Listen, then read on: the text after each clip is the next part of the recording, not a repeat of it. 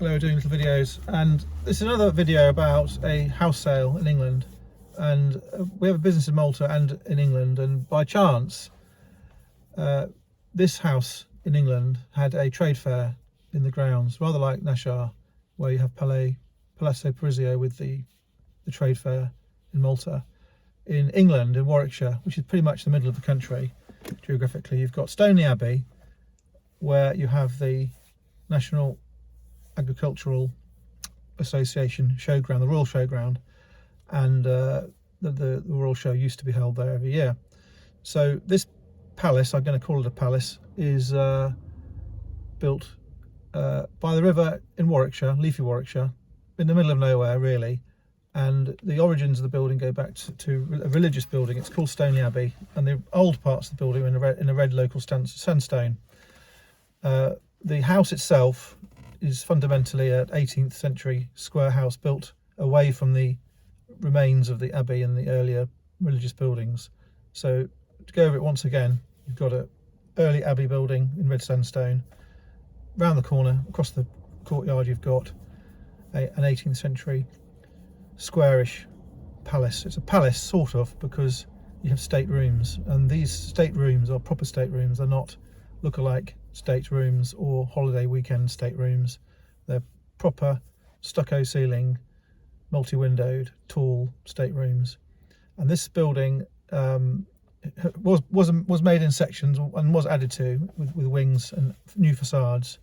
And even recently there was 1,000 tons of stone used to repair one of the elevations, 1,000 tons, using 40 stonemasons. So you can see it's a big. If you look it up, you'll see it's a big property. One of the facades is 15 bays, meaning 15 windows, 15. And the story today in this video is about a sale.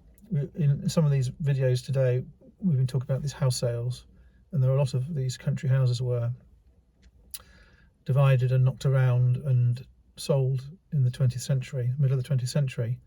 And this particular abbey, Stoneleigh Abbey, was put into a trust, preservation trust, by the owners to try and preserve it.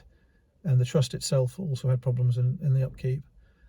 So without getting into getting bogged down with all the ownership stuff, which is controversial in Warwickshire, there was this sale in the mid-80s, and I went along to this sale with my father. He said, "Robert, come to the sale with me." So I said, okay. So we drove up to Stoneleigh Abbey, drove into the grounds, parked in the courtyard like everybody else, and we walked into this house. And when we got to this house sale, we were quite disappointed that we weren't ushered into the main door. We soon realised that it was not a prime normal house sale where everything was for sale. This was a sort of a sale where the owners had kept the best bits, having sold some of them already, and having decided to keep some of the other items. This was a sort of dispersal sale for sort of secondary lots, and attics and cellars is often where that stuff gets stuck. And this was a basement, and the door to the basement was on the riverside of the property.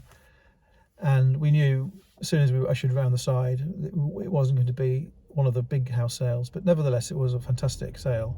And when we drove into the grounds of Stoneleigh Abbey, you cannot believe you're in Warwickshire. There is a plateau of floodplain by the River Avon, and it's very open. It goes on for not miles, hundreds of yards, and there was this Italian style terrace by the river, and there is this wonderful symmetrical palace. It's not a royal palace, but it's pretty much on the way to being a royal palace.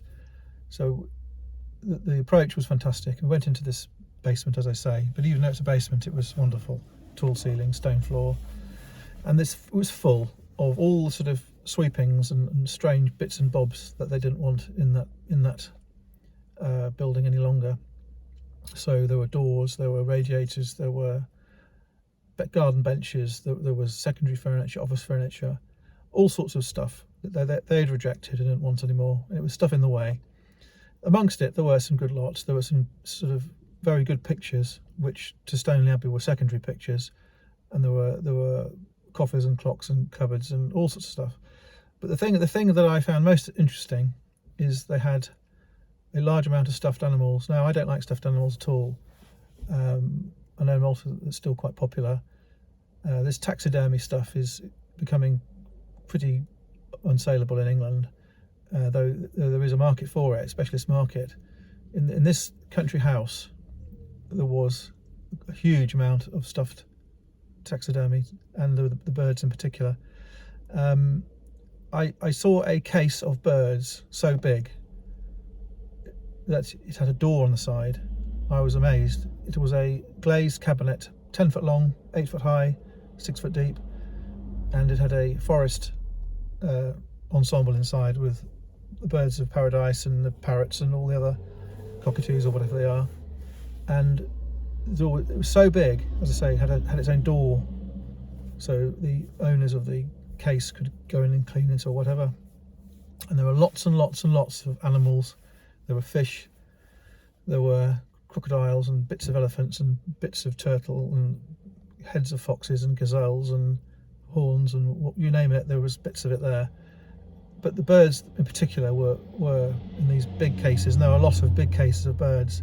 And we were selling them in Warwick at the time, in my father's antique shop. We would buy taxidermy, and in those days no one batted an eyelid at even bits of elephants. About the same time, the Department of Environment was starting to make the retailers tag the items, and we were required, when we sold them, to number them, and we were given a book of stickers to stick on the products, and we were asked to keep a log of sales of taxidermy. Some things were not covered, some of the ordinary things like pigeons and squirrels, but some of the more notable birds were, and crocodiles, things like that, were on this list of things we had to record and submit. But there was no restriction at all in 1985 of selling anything other than certain parts of elephants. There were certain, and rhino, bits of rhino. So it was a real mess, and we did keep the records, and shortly after that the government stopped bothering to enforce it. So now that's all changed, and they are very, very much on top of animal parts and taxidermy. So the thing about the birds in this, the reason I remembered it, Stoneleigh Abbey, the taxidermy, wasn't only the scale of that big showcase.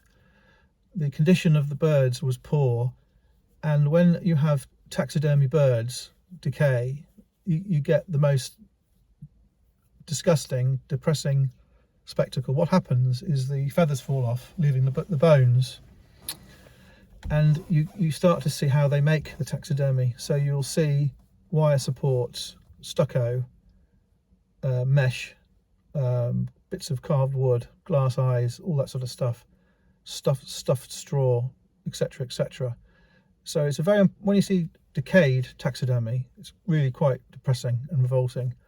And we didn't buy any, I don't think, at the time. We were only interested in, if we had bought it, we would have only been buying the small bits and pieces onto domes, for example, or in cases. But Stoneleigh Abbey, to me, I remember the taxidermy as being dominant in that sale, not in terms of value, but in terms of memorability and scale. And it was another one of those sales where the Lord wanted to raise some cash, make some space. And again, the family, which had had the house for hundreds of years, doesn't own the house anymore. It's owned by this trust that they set up. They tried to set the trust up so they could get a spin-off from the trust, but they found that was fraudulent, and that they were found to be being fraudulent.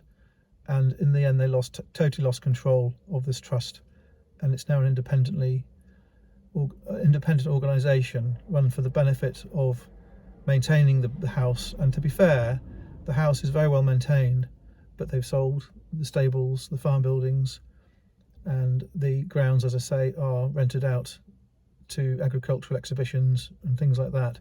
Okay, well, I hope that's been interesting. Rather strange video, but there we are. Thank you.